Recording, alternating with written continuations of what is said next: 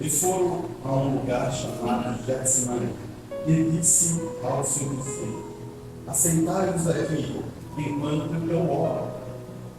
E tomou consigo Pedro, Tiago e João, e começou a ter pavor e angústias.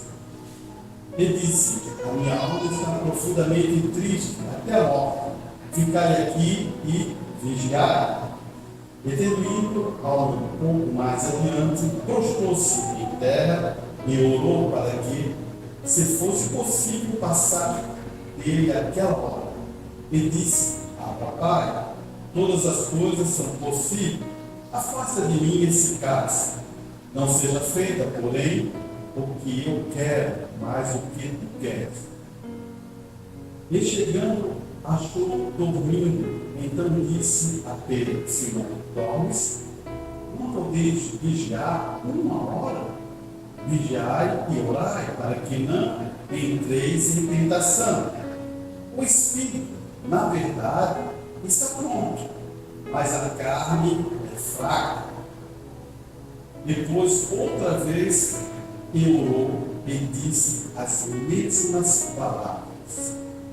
E voltando, achou outra vez dormindo, porque os seus olhos estavam pesados e não sabiam o que responder.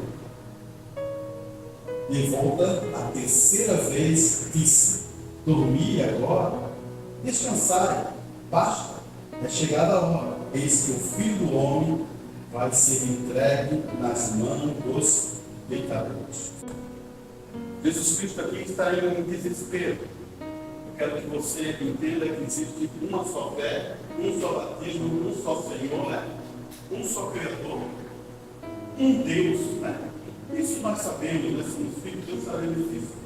Mas Jesus Cristo, Deus, e lembrando disso, que Deus veio falar com Jesus Cristo. Deus veio perguntar para ele assim: ó, vai fazer isso?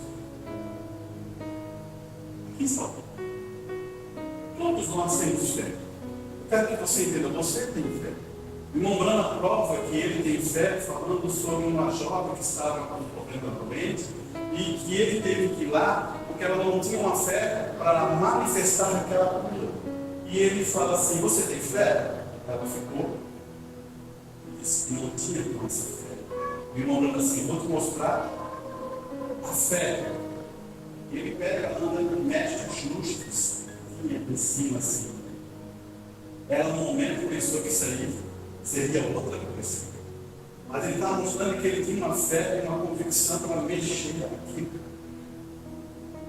Agora a gente está falando de outro ponto muito maior. E Morana diz que aquela é a fé dele. Você entende? Fé pessoal. Muitas vezes nós temos fé pessoal para vencer tantas e tantas coisas. Mas agora estamos querendo falar de uma fé que eu tenho que largar essa fé pessoal e deixar entrar a fé de Cristo em mim, que é a fé de Deus. O que aconteceu aqui vamos ver ali para depois você ver se não é isso, é uma troca. Uma troca que Jesus tinha, ele sabia que ele tinha um propósito. Ele sabia o que ele tinha que fazer, ele sabia tudo isso. Jesus sabia isso. Nós muitas vezes não sabemos os nossos propósitos. E com o tempo Deus vai mostrando os nossos propósitos, nossa função e nossas ações. Mas para Jesus Cristo foi muito diferente. Ele já veio da eternidade sabendo o seu propósito e sua ação. Por isso que você vê uma conversação no Monte da Transfiguração, quando Elias e Moisés conversam com ele sobre o Calvário. E Jesus conversa com ele sobre isso.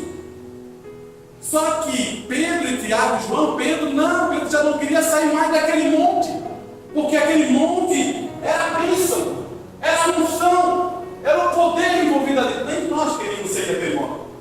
Mas Jesus desceu novamente do monte, porque ele tinha que cumprir o seu plano que Deus determinou a ele.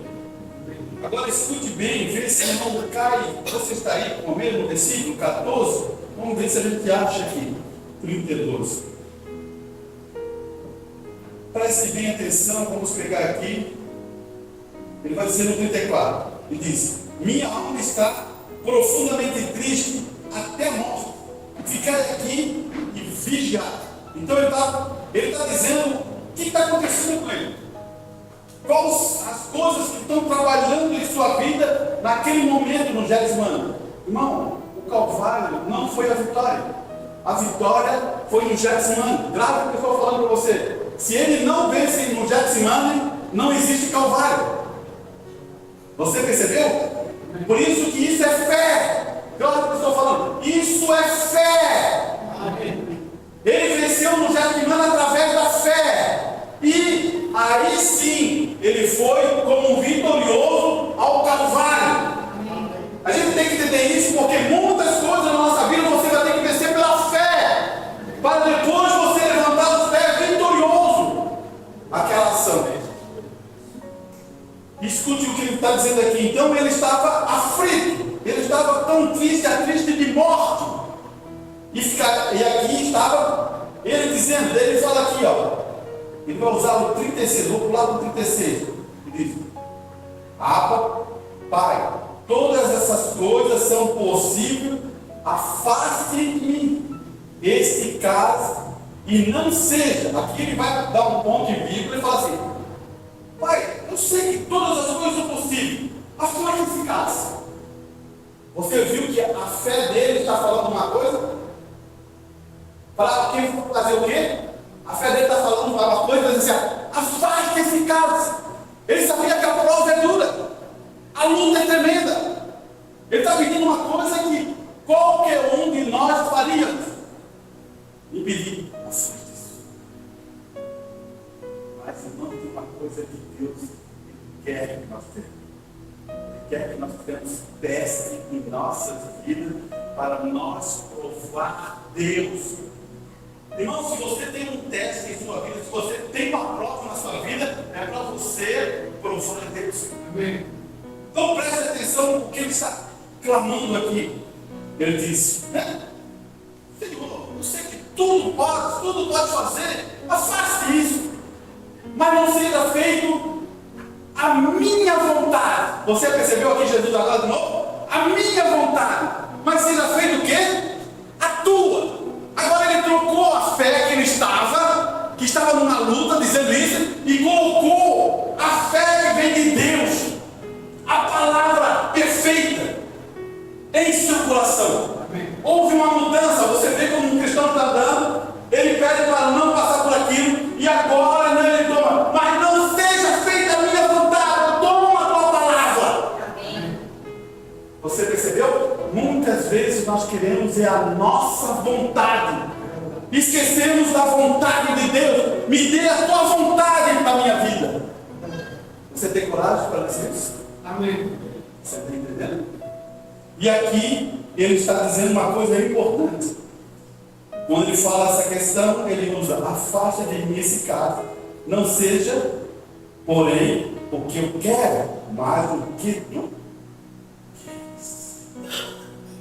Você que viu que agora ele pegou, sacou aquela fé que ele tinha e deixou entrar aquela fé que ele deu. Está escrito que Deus falou desde antes da fundação: o cordeiro já foi morto. Então agora está se cumprindo através da fé. Ele está numa batalha entre ele, e aquela batalha está produzindo uma coisa que depois ele vai levar ele ao Calvário. Você viu como é que a gente vence? Tem que entrar nessa condição, tem que entrar na fé de Deus, tem que entrar na palavra de Deus, para entrar em você, para você vencer, porque a palavra de Deus nunca pode perder, mas nós temos que entrar nessa conexão. Amém. E ele está falando disso, mostrando todo esse quadro. Por isso, quando ele chega ali falar com o Simão, que está dormindo, e você sabe que eles estão dormindo por tristeza, estão dormindo por tristeza, triste. Ele vem e fala uma coisa muito importante. Ele diz assim: o Espírito está pronto. O Espírito está pronto. Sempre está pronto. O problema é a carne. A nossa carne tem um problema sério. Por isso que ele diz, vigiai. Ele diz orar? Não, ele diz, vigiai. Isso aí.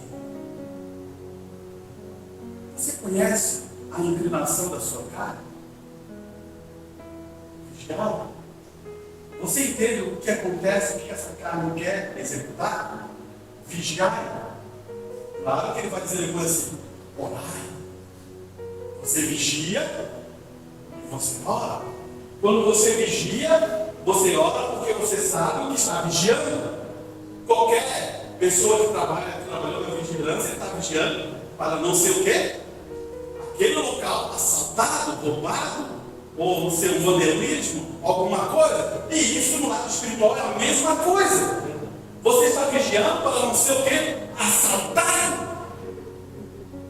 Você já pensou nisso? Você acha que não é assaltado? Como você... Eu estou falando uma palavra assaltar, como se fosse um ladrão que veio com arma.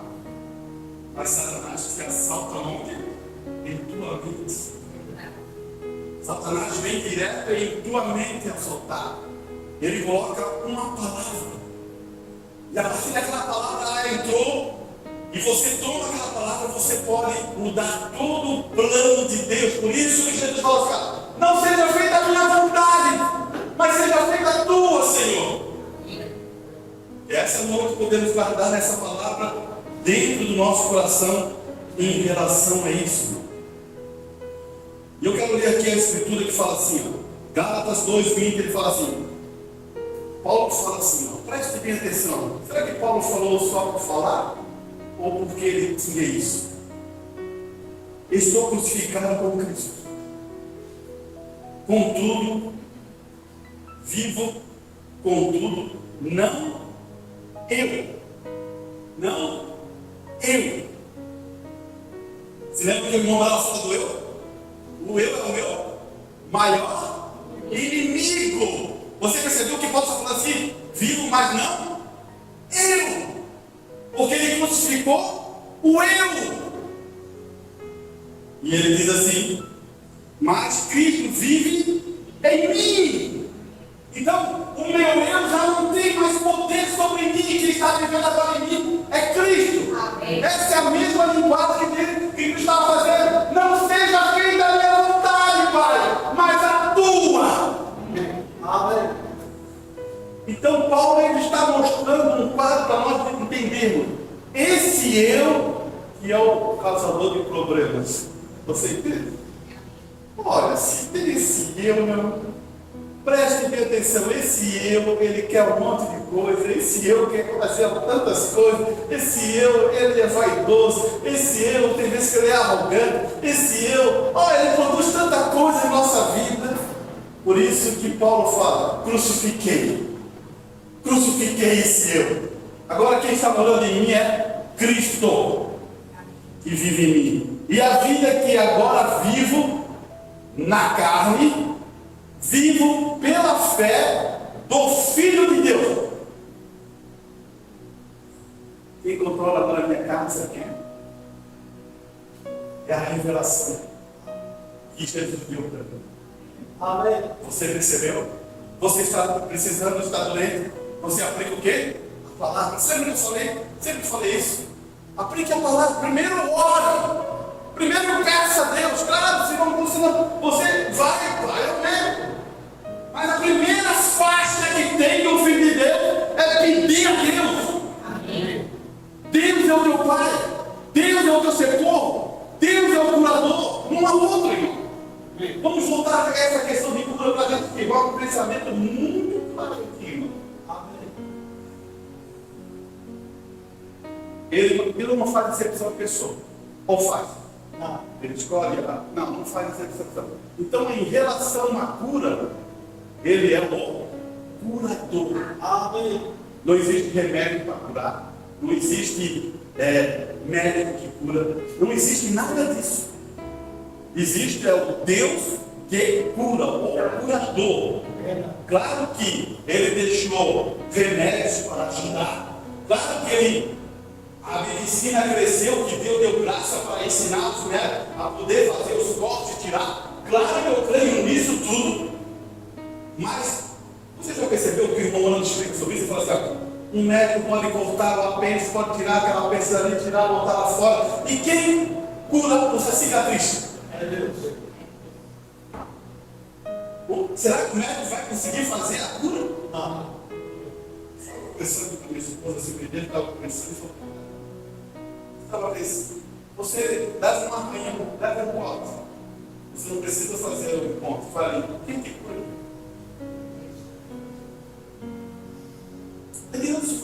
Daí você, não, a ciência explicou que existem glóbulos brancos. Graças a Deus, Deus deixou soldadinhos, glóbulos brancos, para proteger esse tabernáculo, que quando tem uma inflamação, esses soldados vão ali e lutam e batalham para aquelas bactérias, para aquelas enfermidades não entrar no seu corpo. Por isso que você vê que há pus, por isso, porque morreu um monte de soldadinho.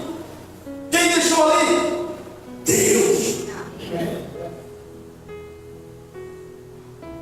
Se você entrar pela ciência, não. Prova de plano, faz a proteção. Quem deixou isso? Quem deixou? Quem deixou isso? E esse soldado vem da batalha e morre para salvar o corpo, porque ele luta para o corpo. Você percebeu? O que é um soldado? Ele luta e morre pelo corpo. Você percebe quando você fala do corpo de Cristo? O Filho de Deus luta e morre pelo corpo. Isso é bom para você gerar fé. Então a gente está falando de uma fé que é de Cristo. Não é a fé humana que a gente tem, e nem a fé de Jesus, que ele teve que pegar lá no Getsemane, a fé que veio emanada de Deus, para ele poder vencer essa batalha. Escute aqui. Então você vê que é pela sua fé que vivemos, que é a fé de Cristo, pois a nossa fé não é nada. Você diz que quer dizer, pregador, nossa fé não é nada. A palavra de Deus nos diz em Zacarias 4:6, não por força, nem por violência, mas pelo meu Espírito, diz o Senhor dos Exércitos. Você já percebeu? Não é por força, nunca foi por violência, mas diz o Senhor dos Exércitos, é pelo meu Espírito. Por isso o Evangelho chega a dizer assim: o Evangelho não é um Evangelho de guerra, é o Evangelho da paz. Então você começa a perceber que muitas coisas a gente vai ter que tirar na nossa jornada de fé. É a disputa, eu estou certo nisso, isso é uma fé. Eu não posso colocar na cabeça de ninguém. Quem pode colocar isso é Deus. Você só fala a verdade, esqueça. Não lute com uma batalha que você vai prejudicar. Traga sempre como um amigo, traga sempre como uma pessoa que você possa ter um contato. Não lute e faça a batalha sobre isso. Quem pode mudar é o próprio Espírito Santo. Amém. E ele vai falar uma coisa aqui em relação a esse assunto, vai dizer assim: pois o irmão Miranda diz que na cruz não foi a vitória, não foi na cruz, foi no Getsemane. Mas a batalha do Getsemane é onde Jesus recebeu a vitória. Você olhando o pai da fé, que é Abraão, você olhou o pai da fé? Deus fala com ele assim: sai da tua parentela. Agora ele sabia para onde ia? Nós sabemos porque lemos a Escritura e diz que ele está indo para a Palestina.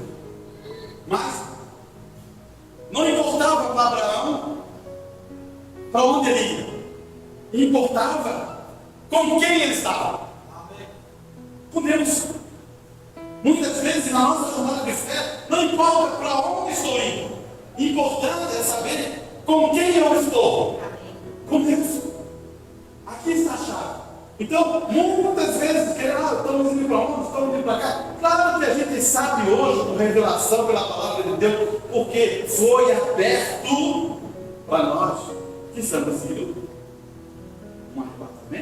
Estamos indo para a eternidade, porque éramos da eternidade. Então estamos voltando para a eternidade. Tudo isso nós sabemos porque foi recebido através de um profeta.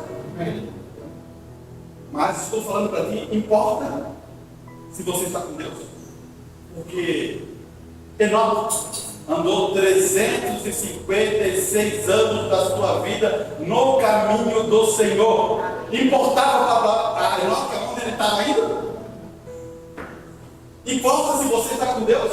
Aonde você está indo? Será que ele vai levar para o lugar errado? Não vai. Importa para um filho pequenininho, quando está com seus pais, querer saber onde ele vai, de maneira assim, não sabe? Talvez ele pergunte: ô papai, onde ele vai? Mas não importa, o importante é ele estar com os seus pais. Assim é nós, irmãos. Assim é a coisa melhor que tem, saber que vocês estão com Deus. Então não importa o lugar, não importa a circunstância, não importa o problema, você sabe que Deus está ali contigo. Estamos falando de quê? Estamos falando de fé. Uma fé que foi uma vez dada aos santos, revelada, mostrada a você. Olha aqui, ele vai dizer assim: comunhão, a mensagem. Irmão, ela disse: agora, se Deus não provou, se Deus não poupou o seu próprio filho da prova cruel, olha os frutos que o Paulo está falando, então ele não poupará você ou eu da prova cruel, o maior teste.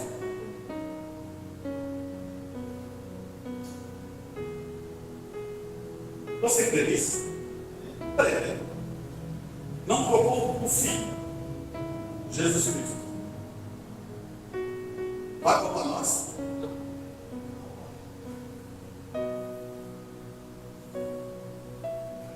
Depois eu vou ler para você, mas eu vou montar isso aqui para você entender.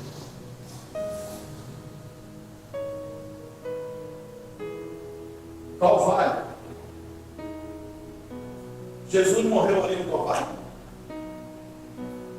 O que você acha? Morreu. Tudo diz que ele morreu. A natureza provou. O romano, centurião, falou. A terra estremeceu. Tudo provou que ele morreu. Agora eu vou dizer uma coisa que talvez você não saiba. A noiva morreu. Não? Não. E agora? Isso vai levar a gente a pensar. É bom a gente amadurecer para a gente entender uma coisa. Bom, Gênesis, você vai se lembrar desse outro lado da vida. Não é que o homem viva só, não é bom para o homem viver só. Vamos fazer uma ajudadora, não é isso? Amém. É isso? Amém. É isso, escritura? Você está lembrando? É isso, né? Amém. Então tá. Deus dá um sono, tira da mão, da costela e forma uma valor. Amém. Para de estar ao lado. Não tirou do pé e nem tirou da cabeça, mas tirou do seu lado. Para estar ao seu lado. Amém. Você entende, né? É isso que eu estou falando. Agora você perceba que Jesus, ele veio, né? Ele veio através do ventre de Maria, não foi? Né? Mas quem formou o óvulo e o gene foi Jesus, não foi Deus. Deus tudo formou dentro do ventre de Maria. Então ali nasce o homem perfeito, sem pecado, porque o pecado foi um problema que houve. Você lembra do Gênesis? Nasce um homem perfeito. E dentro dele está a noiva. Você concorda? Porque dentro de Adão estava sua noiva. E foi sacada. Não foi sacada? Foi tirada. Faz parte dele. Por isso que ele nunca podia deixar ela. Você sabe? Ou por isso que a Bíblia fala assim: osso do meu osso, carne da minha carne. Ele nunca podia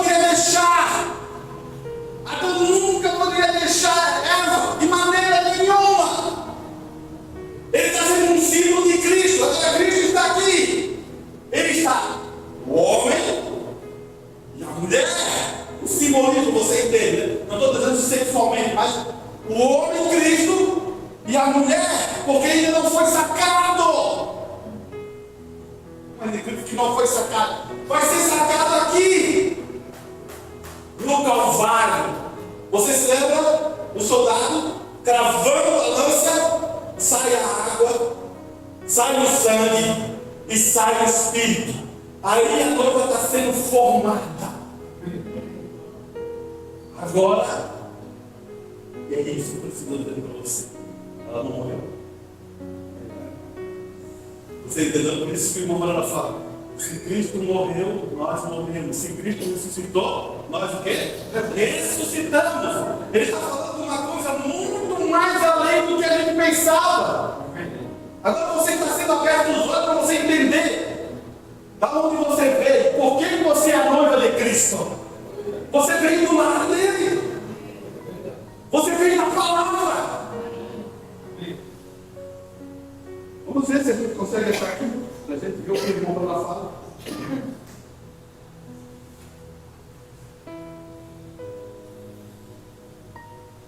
Olha bem, essa mensagem, se você quiser anotar para ler em casa, Nascer do Sol, parágrafo 88. Agora, observe, esse é o poder vivificador.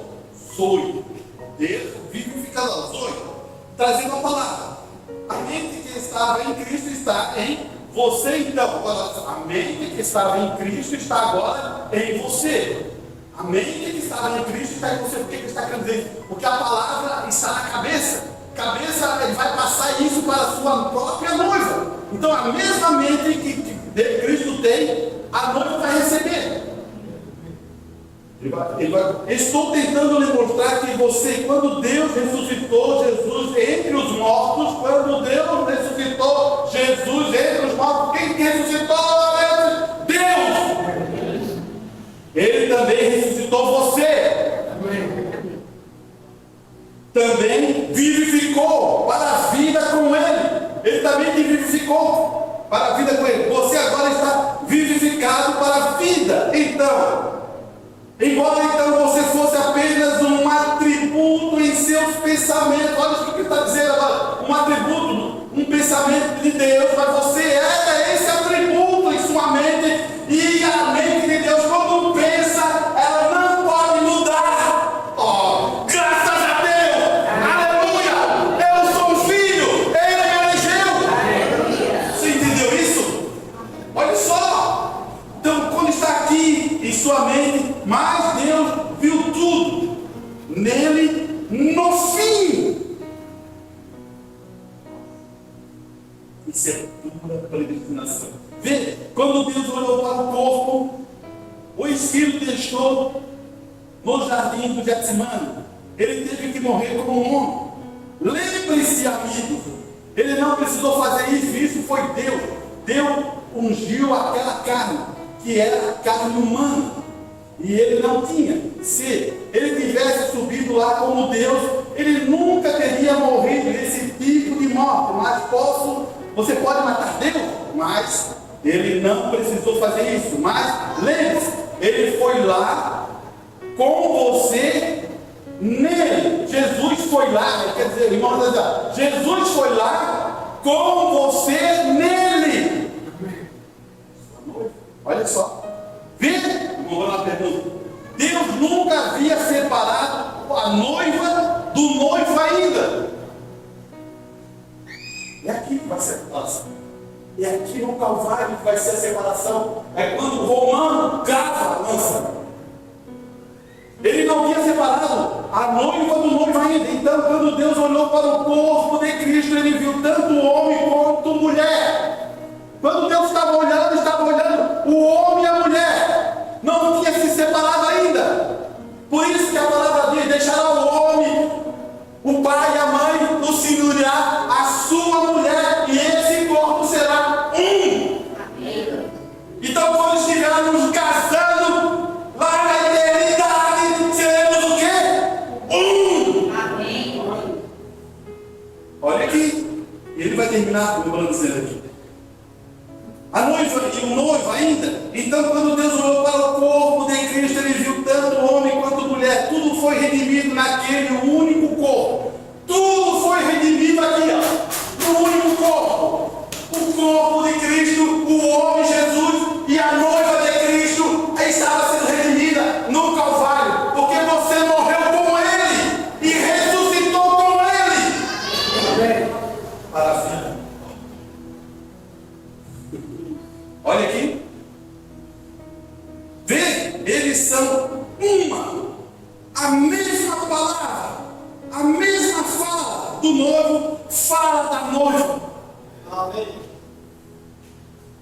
Você agora começa a entender quem és tu. Da onde você veio, a própria carne ali que foi formada, estava o homem masculino e a mulher ali feminina, que era a noiva de Cristo. E todos dois foram para o Calvário.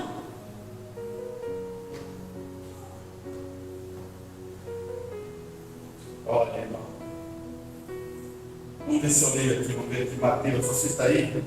Mateus, capítulo 19, verso 5. É aquela expressão, mas vou ler para deixar guardado no seu coração. 19, 5, 6. Ele diz: portanto, deixai o homem pai e mãe, e se unirá à sua mulher, e serão dois, numa só carne. Assim não são mais dois, mas uma só carne. Portanto, o que Deus ajuntou, não separe o que? O homem. Você pegou, né? Então, só para definir o que acontece aqui. Aqui a noiva ela se separou, porque a noiva tem um ministério no final dos tempos. Ela tem seu ministério para cumprir. Cada era, as 7 eras, cada noiva ali, que foi, ela produziu um serviço. E a nós temos uma determinação nesse final do tempo para cumprir a sua palavra. Vamos um pouquinho mais para frente, vamos aproveitar. Em Romanos, acompanhe Romanos aí, Romanos capítulo 10, no verso 13. Isso aqui é uma coisa importante, Paulo está usando uma tese, que Paulo realmente ele é um mestre, não só um apóstolo, mas um mestre, conhecedor das Escrituras, muito conhecedor. Então ele usa, Paulo, ele gostava, quando você lê Paulo, você percebe que ele usa muita tese para explicar a palavra de Deus. E isso nos ajuda muito. Escute bem o que ele vai dizer. Porque todo aquele que invoca o nome do Senhor será salvo. Está certo? Está certo, né? Agora, peraí. Se um bêbado invoca o nome do Senhor, ele está salvo? Não. Se alguma pessoa que está dando o nome, invoca o nome do Senhor, está salvo? Não. Você começa a entender? Porque para invocar o nome do Senhor, você tem que ter alguma coisa. Eu vou dizer para você, é o Espírito Santo. Porque daí você sabe por revelação que você está invocando. Não é, não, ela fala de Deus, ela agradece a Deus, mas sem saber. Por isso que Paulo está falando aqui. Vamos ver o que ele vai dizer. Porque todo aquele que invoca o nome do Senhor será salvo. 14. Como pois invocarão aquele que não crê? Essa é a pergunta que Paulo já faz. Aqueles que invocam e não crê, vai ser salvo? Porque você tem que ganhar alguém, né? Agora, só invocar por invocar, como acontece aí, você vira miúdo, né? Não adianta. Por isso que Paulo está usando a própria palavra para explicar isso. E como se crerão naqueles de que não ouviram? Porque o ouvir aqui, a fé vem pelo quê? Ouvir. Se você não ouve, você lembra o que Jesus falou? Esse povo não tem um bom agrado, eles só me louvam pela boca, mas os seus corações não estão nem. Então preste bem atenção no que ele está querendo colocar. Se eles não ouviram, uma pergunta que Paulo está querendo dizer para nós. Vai adiantar alguma coisa? Você tem que ouvir a palavra. É pelo ouvir que você recebe. E como ouvirão se não há quem pregue? Alguém quer pregar para você, alguém quer falar a verdade para você e você. Você está entendendo? Olha aqui no 15. E como pregarão se não fores enviado? Você tem que ser enviado de Deus. Deus tem que chamar alguém para ser enviado. Não é só o pregador aqui. Você pode ser um enviado de Deus para falar uma palavra. Amém. Não está falando do ministério da pregação aqui, está falando da direção do Espírito Santo, que você é enviado para falar uma palavra de Deus para aquela pessoa. Amém. É verdade. Aí eles vão dizer assim: 15. E como pregarão se não forem enviados? Como está escrito: como formosos são os pés do que anuncia o Evangelho da paz. Formosos. Você está anunciando o Evangelho da paz? Então os seus pés são formosos. A felicidade. Do que anunciar o Evangelho da paz. Dos que trazem alegre novas de boas coisas. Mas nem todos têm obedecido ao Evangelho. Pois Isaías diz: Senhor, quem creu na nossa pregação? O que Paulo está querendo dizer? Que nem todos recebem, nem todos aceitam, nem todos querem ouvir, nem todos querem parar para ouvir a pregação. Por isso que Isaías fala, ele fala assim: ó, de sorte que a fé é pelo ouvir pela palavra de Deus. Irmão, quando você sente aqui, quando você vem para um culto e a palavra está sendo falada, não é a palavra humana, mas a palavra de Deus, é o momento que você segurar isso. Porque é aí que você recebe fé. Fé do quê? A fé de Deus, porque Deus é a própria palavra manifesta. Ele quer mostrar para você, se você segurar essa palavra, você segurou a fé de Deus em sua vida. E em todas as ações. Tem vezes que a gente aplica cura divina, eu gosto de aplicar cura divina por uma coisa, irmão. Ela é eficiente em nossas vidas, em todos os momentos de nossa vida. E acontece isso em nós, porque a gente adoece. E logo você percebe que você precisa do Deus Todo-Poderoso para trabalhar acima disso. Então, isso mostra a eficiência do nosso Deus e mostra reconhecimento que Ele faz isso por nós.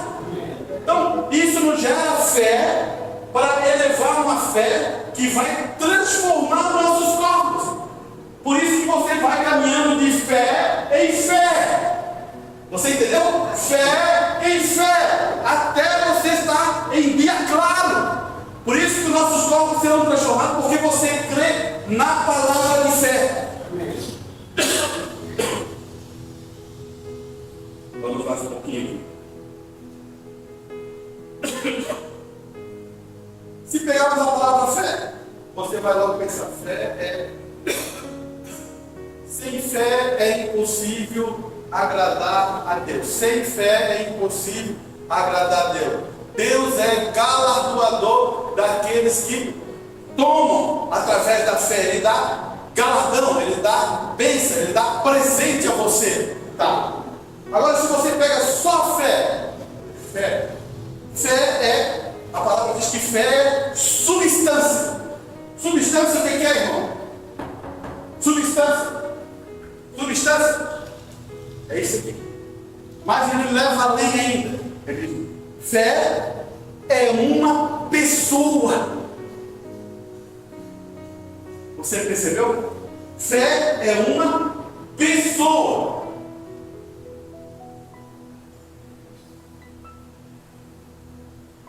Quando se fala de fé, não fica vago. Vamos ser sinceros. Eu falo para você: tenha fé. Ficou vago? Parece que fica vago. Mas quando você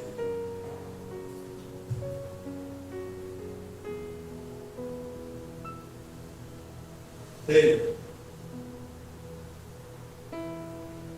Cristo, que Cristo também é ungido, é o ungidor, se for referência a Deus, e também Cristo é a palavra. Quando eu falo que você tenha fé numa pessoa, já mudou tudo.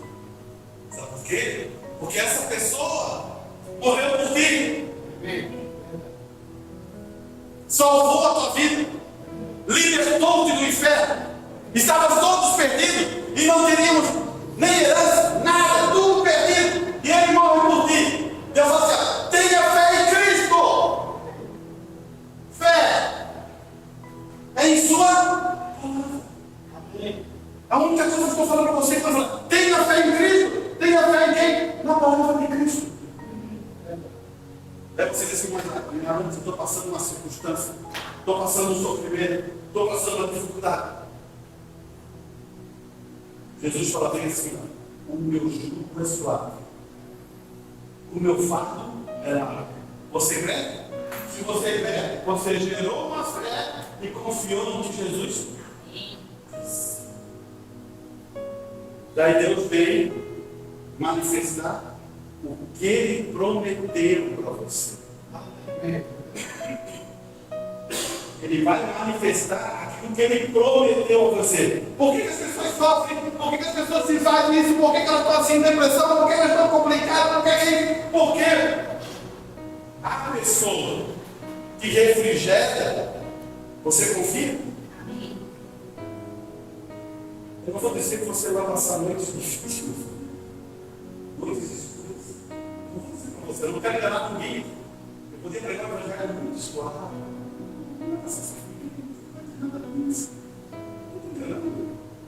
Vai passar.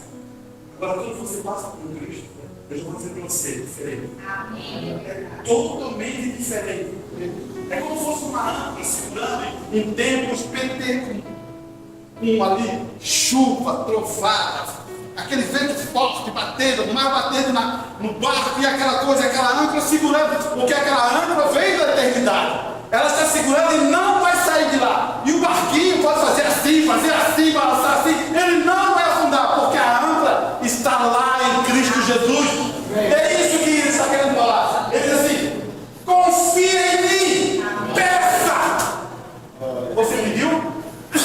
Peça. Você pediu? Quando você tem que pedir, peça. Assim, e fica assim. Está pensando aqui. Ele fala assim: e receber. Amém. Você pode falar os seus planos para você. E pode você dizer assim: não, eu tenho um plano, Senhor, eu quero fazer isso. Você está contando com ele, está conversando com ele. Mas se esse plano é bom, Senhor, mostre um plano. Você está tirando a tua vontade e colocando a vontade de Deus. Amém. Jesus fez isso. Ele sabendo que ele tinha que ir lá, ele disse: Senhor, tudo posso. Afora desse cálice. Mas não seja feita a minha vontade. Você entende isso? Isso é cristianismo, isso é amor. Isso é compaixão. Ele amou nós de tão grandemente, compaixão, de tão grande amor, que ele preferiu cumprir para salvar. Por isso que o irmão sempre sobre o amor é corretivo. O corretivo aqui é uma questão de sabedoria. Muitas vezes a gente imprime esse corretivo aqui como fosse algo. O corretivo aqui é quando você sabe como trabalhar isso, mansidão, com sabedoria, explicar, conduzir aquela pessoa ao reino de Deus. Então isso vai nos amadurecendo. Deus nos prepara, nos amadurece e nos ajuda em muitos pontos. Mas vamos continuar aqui só para quase finalizando, né? Agora, como eu disse antes, a fé é ter confiança na pessoa. Você percebeu? Amém. Na pessoa. Vamos entender isso. Você tem confiança na pessoa. Vamos colocar uma pessoa. Tem confiança? Não. Aquela pessoa lá, quando muitas vezes a pessoa diz, eu boto a minha mão natural, quando fala assim, bota a minha mão no fogo, né? Mas isso parece que no tempo para cá está difícil botar a mão no fogo, né? Não é verdade? Não, ele não está brigando com isso. Amém. Não é verdade? Então, vamos tirar a mão daquela pessoa ali e vamos botar a nossa mão em Cristo Jesus. É o melhor que eu não faço. Então, eu estou explicando isso porque temos que colocar. Então, é uma pessoa, não em uma coisa. Abraão, pela fé, começou a andar com Deus. Ele disse para andar, caminhar na luz, dia após dia, semana após semana, sem saber exatamente para onde vamos, mas sabemos com quem vamos, mas sabemos com quem vamos. E foi isso que Abraão fez, e foi isso que Enoque fez. Ele caminhou com Deus. Realmente importa para onde ele está levando você, se você confia totalmente nele. Não importa. Se você confia totalmente em Cristo, importa. Não importa. Para onde você está indo? Você está com uma coisa melhor que tem, é estar em Cristo Jesus. Amém? Então, isso é importante a gente saber. Falamos agora de uma fé que a própria fé de Jesus teve que ser trocada pela fé de Deus. Você entendeu? Então, agora Cristo se torna a manifestação da palavra de Deus. Cristo se torna a manifestação da palavra. E agora também aprendemos que viemos do próprio corpo de Cristo. A noiva saiu da quinta costela. A mesma coisa que aconteceu no princípio com Adão. E agora ela tem um ministério, que é o ministério da palavra. Manifestar nesse tempo, irmão. O que é manifestar? Esse poder tem que voltar à igreja. A confiança, a certeza. Aonde estão os milagres? A igreja tem que crescer na fé para isso ser executado. Não é um conjunto, é um conjunto, não é uma pessoa só, é um conjunto. Você toma sua fé em Cristo, eu tomo a fé em Cristo. Nós unimos nossa fé. Somos dois. Unimos mais com um, somos três. Unimos com outro, somos quatro. E aí vamos ver isso acontecer. Daí vamos ver a manifestação da palavra se manifestar. Você pode entender isso?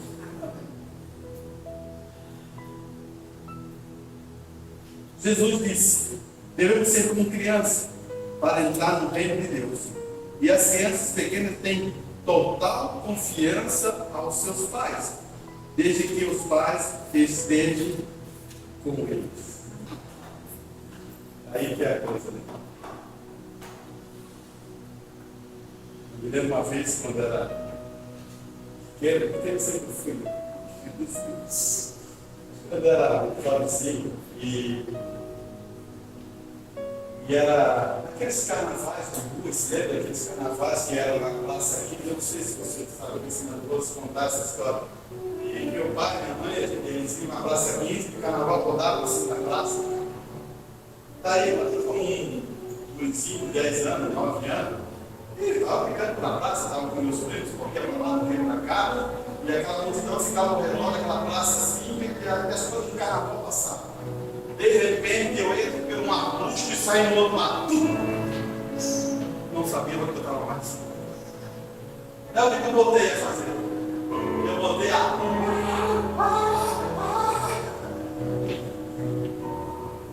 Voltei a gritar, chorar. Olhei aquela multidão tudo ao redor, não conseguia ver meu pai, não conseguia ver minha mãe, ó. De repente veio um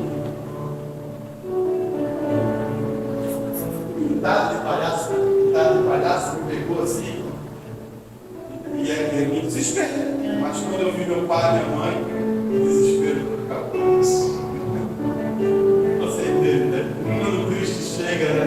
Quando o nosso Pai chega, né? O desespero acabou. Você entendeu? Nós somos crianças, precisamos dele. Irmão, pode vir? Vamos louvar ao Senhor, né?